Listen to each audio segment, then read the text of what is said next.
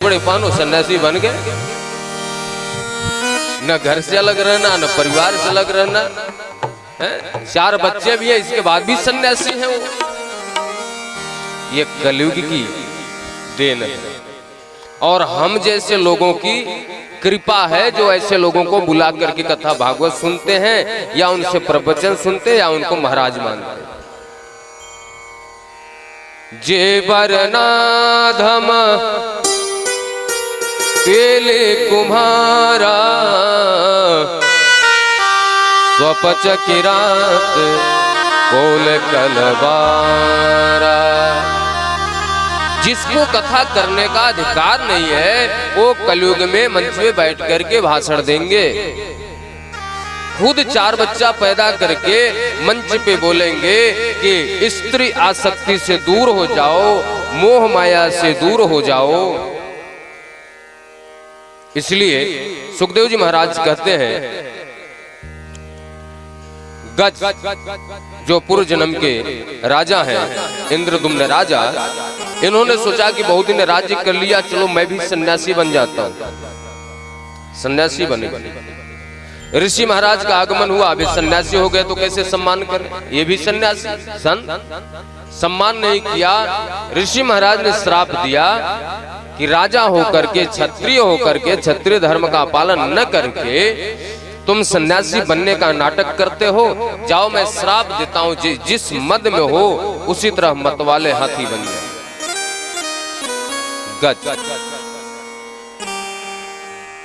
गज और ग्राह की कथा थी। अगस्त मुनि के श्राप से इंद्रदुम्न राजा गज बने, गजेंद्र बने। जो ग्राह हैं देवताओं की सभा के गंधर्व हैं। देवल मुनि को परेशानी किया, देवल मुनि ने श्राप दिया तो ग्राह बन गए। भगवान ने आकर के ग्राह की गर्दन को अलग किया, गजेंद्र को मुक्त किया। यदि गजेंद्र भी है, क्षत्रिय होने के नाते क्षत्रिय धर्म का पालन करना चाहिए, लेकिन क्षत्रिय धर्म को छोड़कर के सन्यासी बनने का नाटक किए, जिसके फलस्वरूप उनको श्राप लगा। हम लोग अपने आप को प्रधानमंत्री समझते हैं, जो कुछ हूं मैं ही हूं। ध्यान देना, 7.5 अरब के करीब लगभग केवल मनुष्यों की संख्या है पूरे विश्व। पशु पक्षी पेड़ पौधे जीव जंतुओं की बात अलग है। इतना बड़ा आकाश मंडल है, यदि इस आकाश मंडल के ऊपर जाकर के वहां से यहां पे हमें देखा जाए, या 7.5 अरब की जनसंख्या में हमारी गिनती की जाए, तो शायद सुई के नोक के बराबर भी हमारी औकात नहीं है। और हमने अपने आप को हम विद्वान भी समझते हैं, प्रधानमंत्री भी समझते हैं, जो कुछ मैं ही हूं। भगवान गोविंद ने रक्षा किया गजेंद्र का, ग्राह के गर्दन को अलग किया। किसी ने भगवान से पूछा कि आप जिसको बचाते हो उसका उद्धार होता है या जिसको मारते हो उसका उद्धार होता है? भगवान गोविंद ने कहा कि जो मेरे सन्मुख आ जाता है उसका कल्याण हो जाता है, जो पीछे से चला जाता है तो अपनी जाने भैया, उसकी बात मैं नहीं करता।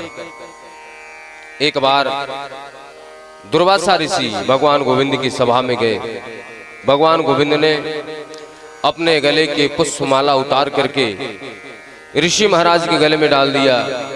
ऋषि महाराज ने उस माला को उतार करके इंद्र जी के गले में डाल दिया। इंद्र जी ने उस माला को उतार करके अपने ऐरावत नामक हाथी के गले में डाल दिया। हाथी ने उस माला को उतार करके सूंड से अपने पैरों में डाल करके कुचल दिया।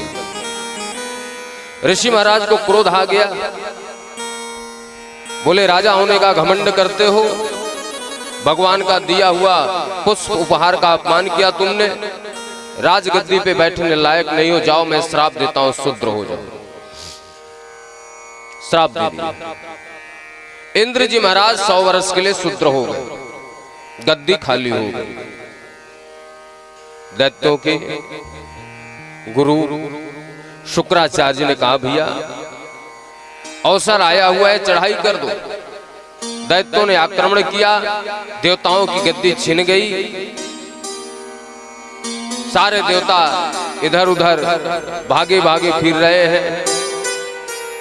सारे देवता भगवान गोविंद के पास गए, ब्रह्मा जी के पास गए। ब्रह्मा जी सबको लेकर के गोविंद के पास गए। महाराज हमारा उपाय करो। बोले क्या हुआ? बोले गद्दी छीन गई। बोले आपकी गद्दी वापस आ जाएगी, आप लोग राजा बलि के पास चले जाओ, उनसे प्रार्थना करो, समुद्र मंथन होगा, उसमें 14 रत्नों की प्राप्ति भी हो जाएगी और आपकी गद्दी भी चली आएगी। सारे देवता राजा बलि के पास पहुंचे। महाराज समुद्र मंथन के लिए आदेश हुआ है, यदि आप लोग भी सम्मिलित हो जाएं तो समुद्र मंथन किया जाए। सारे दैत्य और देवता समुद्र जी के किनारे आए।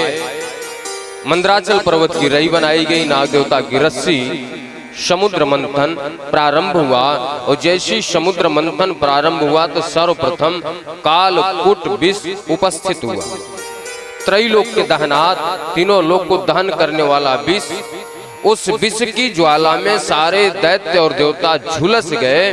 सारे दैत्य देवता भगवान गोविंद के पास गए।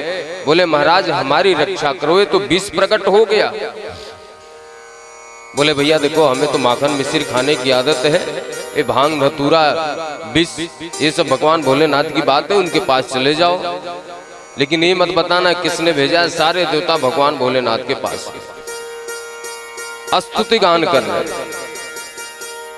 नमामि समीशान निर्वाण रूपम विभुं व्यापकं ब्रह्म वेद स्वरूपम। हाथ जोड़ करके प्रणाम कर रहे। क्यों? बड़े प्रेम से सामने नमस्कार रहे। क्यों? क्योंकि विषपान कराना है। संसार में आपको कोई धोखा देता है तो गुस्सा करके धोखा नहीं देता, प्रेम से ही आपका गला काटता है। अरे भैया आप चिंता क्यों, मैं हूं आपके लिए। आप पर अरे मेरे ऊपर विश्वास नहीं है, आप जब बुलाओ मैं हाजिर हूं महाराज। कोई साथ ना दे मैं हूं, जब साथ देने की बारी आएगी तो लात मार के किनारे हो जाए। प्रेम में धोखा देते हैं लोग। आज देवता लोग वही कर रहे हैं, हाथ जोड़ करके प्रभु आप तो तीनों लोक के देवता हैं, त्रिलोकीनाथ है, देवाधिदेव महादेव है। भगवान भोलेनाथ मुस्कुराए। बताओ आदेश क्या है? बोले निवेदन था कि विष निकला हुआ है, आप पान कर लीजिए। बोले भेजा किसने? किसने भेजा आप लोगों को? बोले नहीं, वहां से आदेश हुआ कि बताना मत।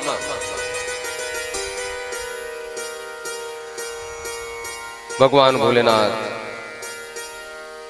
मन ही मन राम जी को प्रणाम किया,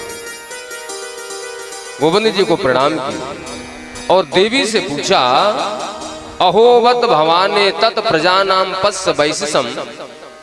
अरे देवी ये सब लोग आए हो विषपान कराने के लिए, क्या मैं विषपान कर लूं?